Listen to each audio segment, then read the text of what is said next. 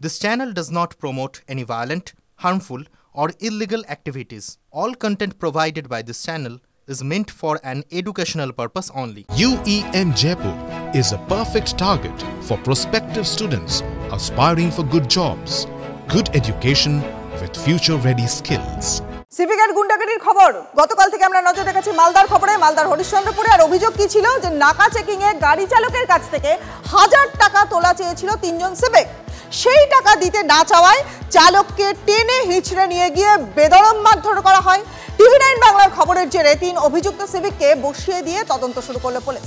কিন্তু প্রশ্ন একটা উঠছেই যে আইন এভাবে হাতে তুলে নেওয়ার এত সাহস কি করে সিভিক পায়?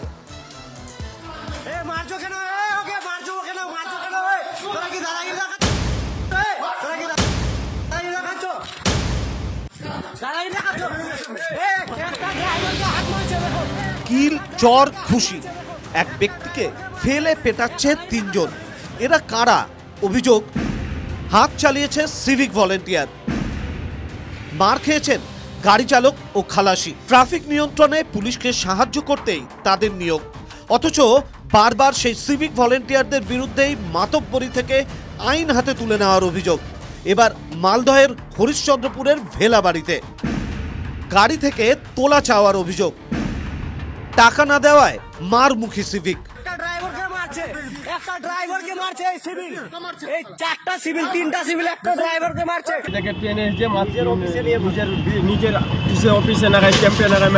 কতজন সিভিক ছিল? 3 জন ছিল। গুন্ডা সিভিক। জানা গিয়েছে বৃহস্পতিবার ডালখোলার মল্লিকপুর হাট থেকে রওনা হয় পিকআপ ভ্যান। গাড়িতে গরু নিয়ে যাচ্ছিলেন চালক রুহুল আলী। অভিযোগপত্রে দাবি বাংলা বিহার সীমানার ভেলাবাড়িতে পৌঁছতেই নাকা চেকিংয়ে পিকআপ ভ্যানটিকে আটকায় সিভিক ভলেন্টিয়াররা। গাড়ি চালক ও খালাসির অভিযোগ 3 সিভিক ভলেন্টিয়ার তাদের কাছ থেকে 1000 টাকা দাবি করে। আমাদেরকে বলে 1000 টাকা করে দাও। আমরা বলছি যে 1000 টাকা না দাদা, কিছু কম করেন, 500 টাকা নেন। বলছি যে কেন 500 টাকা নিব? গাড়ি ভরে ভরে গরু নিয়ে যাচ্ছ আর 500 টাকা নিব? 1000 টাকা লাগবেই। বলছি তাই আমি দিব না 1000 টাকা। ও বলছে যে দিবি না, চলো অফিসে চলো। অফিসে নিয়ে যে আমাদেরকে ওরা 3 জন ছিল, আমাদেরকে মারধর অনেক করেছে। ঘরে টেনে নিয়ে গিয়ে 3 সিভিক মিলে চালককে মারধরের মুহূর্ত ক্যামেরা বন্দি করেন গাড়ির খালাসি।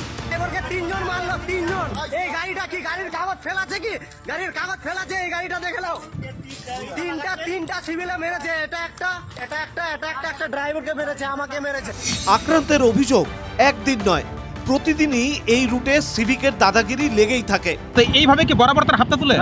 বরাবর সব হপ্তাহে সব দিনে এইরকম ওদেরই আছে। মানে টাকা না দিলে মারধর? টাকা না দিলে মারবে। শুধু গাড়ি চালকই নন, সিভিক ভলেন্টিয়ারদের দাদাগিরির বিরুদ্ধে সরব এলাকাবাসীও। এর একটু দোষ নাই, সব সিভিকের দোষ আছে। ওরা কি টাকা দাবি করছে? হ্যাঁ, টাকা দাবি করবে। সব গাড়ির কাছে দাবি করছে? হ্যাঁ, সব গাড়ি। কত করে দাবি করছে? দারুও পার করে ওরা, এই সিভিকরা? হ্যাঁ, সিভিকরাই। মানে টাকা দিলেই সব পার হয়ে যাবে? হ্যাঁ, আমরা মমতার কাছে আন্দোলন চাই, এই বিচার আমরা চাই। এবারই তো প্রথম নয়, বারবার সিভিক ভলেন্টিয়ারদের ভূমিকা নিয়ে প্রশ্ন উঠেছে। আরজিকর কাণ্ডে সিভিকের নিয়োগ ও যোগ্যতা নিয়ে প্রশ্ন তুলেছিল সুপ্রিম কোর্ট। গত বছরের 15ই অক্টোবর শীর্ষ আদালত প্রশ্ন করেছিল রাজ্যে কত সিভিক ভলেন্টিয়ার রয়েছে, কিভাবে তাদের নিয়োগ করা হয়, সিভিক ভলেন্টিয়ারকে কে নিয়োগ করে, এর জন্য কোনো যোগ্যতা লাগে, সে যোগ্যতা কিভাবে যাচাই করা হয়, ভলেন্টিয়ারদের কোথায় মোতায়েন করা হয়। শীর্ষ আদালতের এই পর্যবেক্ষণের পরও সিভিক পুলিশের দাদাগিরি থামছে কই? জুলুম চলছে, জুলুম। এই সিভিক ভলেন্টিয়াররা মূলত তৃণমূল নেতাদের রেকমেন্ডেশনে নিযুক্ত হয়। যেমন পুলিশ আছে, পুলিশের পাশাপাশি আরেকটা তৃণমূলের পুলিশ বাহিনী, দুটোই তৃণমূল দ্বারা পরিচালিত হয়, কিন্তু সিভিকটা ডাইরেক্ট তৃণমূলের রিক্রুটেড। কিছু কিছু সিভিক ভলেন্টিয়ার এরকম রয়েছে যারা অসাধু উপায় অবলম্বন করে। এটা নতুন কিছু না, এটা দীর্ঘদিন হয়ে আসছে। এই যে দীর্ঘদিন হয়ে আসছে, এটা ওরা পরিত্যাগ করতে পারছে না। তবে আমাদের স্বরাষ্ট্র দপ্তর মাননীয় মুখ্যমন্ত্রী ঠিক কড়া পদক্ষেপ নিয়েছেন।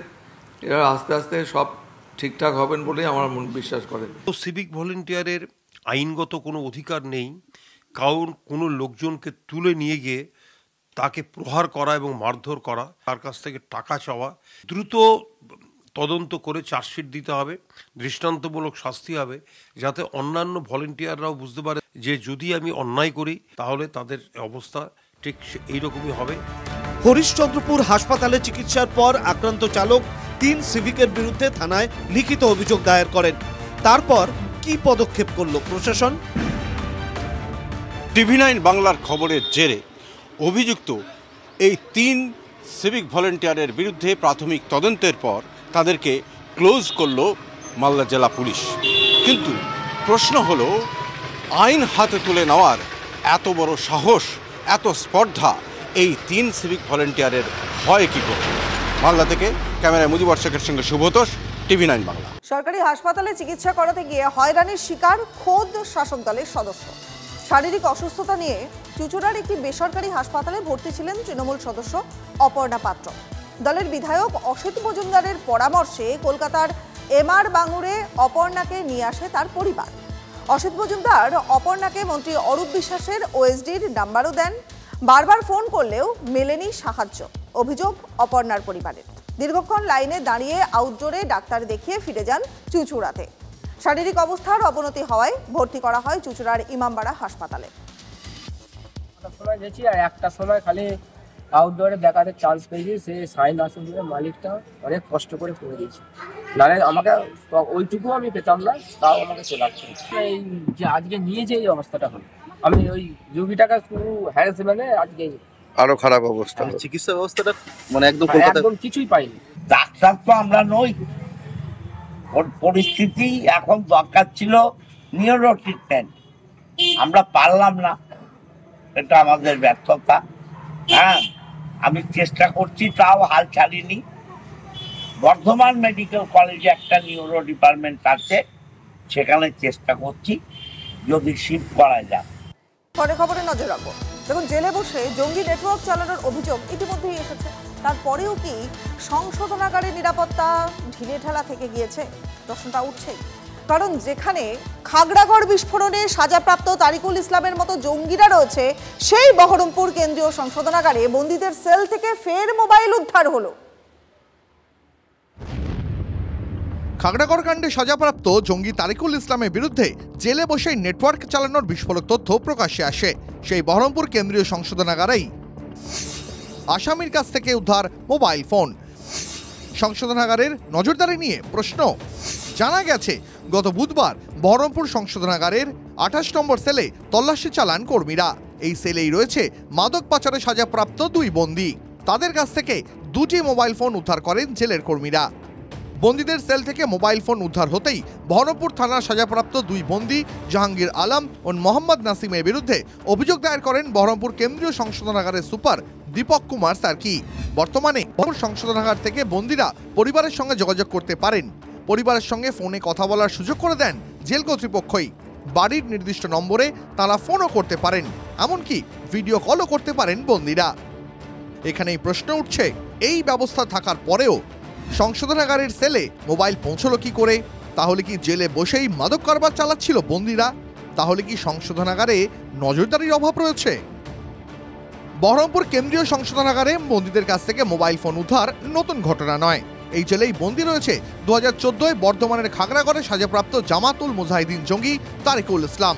এছাড়াও আনসারুল্লাহ বাংলা টিমের জঙ্গি সন্দেহে ধৃত বিচারাধীন বন্দীরাও এই সংশোধনাগারেই রয়েছে। প্রশ্ন হলো, তাহলে কি জেলে বসে জঙ্গিরাও তাদের কার্যকলাপ চালিয়ে যাচ্ছে?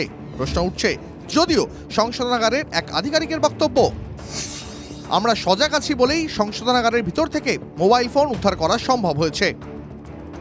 প্রশ্ন হলো, কোন পথে নিরাপত্তার ঘেরাটোপ এড়িয়ে সংশোধনাগারের সেলে মোবাইল ঢুকছে? তাহলে কি সর্ষের মধ্যেই ভূত লুকিয়ে রয়েছে? মুর্শিদাবাদ থেকে কৌশিক ঘোষের রিপোর্ট, TV9 বাংলা।